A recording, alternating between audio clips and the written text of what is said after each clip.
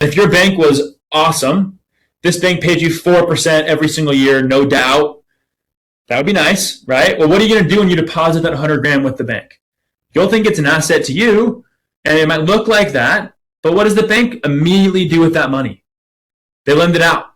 They lend it to somebody trying to buy a house at maybe a 7% mortgage. When that person then closes on the house and they pay the seller, where does the seller put their money?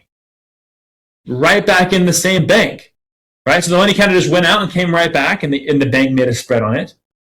Then what's the bank going to do from there? Well, probably lend it to somebody else. They're not going to let that money sit there doing nothing.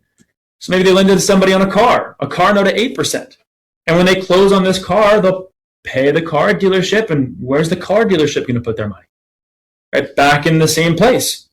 And the bank will probably lend it to somebody else, somebody who needs a home remodel loan at 9%, who's going to pay their contractor to do the work and is going to put it right back in. One more example of a credit card, and where do the credit card companies store their money? Back in the bank. So this is important to understand, because while you're making 4%, the bank's making a spread. They're making 7%. They're making a 3% spread. And then while you're making 4%, they're making 8%. They're making a 4% spread on that. Then when you're making 4%, they're making 9%. So they're making, if you total all of these spreads up, they're making 20% more on your money every year than you are. But if you actually do the math, how many times does 4% go into 20%? 5. So that would mean that the bank's making 5 times or 500% more on your money every single year that you keep it with them. This is not a stat I'm making up.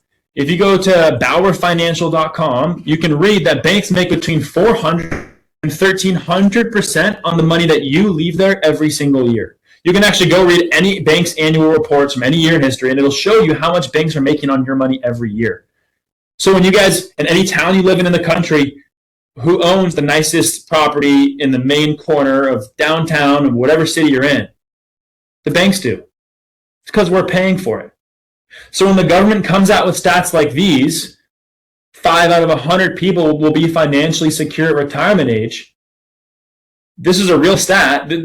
This should make you think, make you wonder, why? What's happening?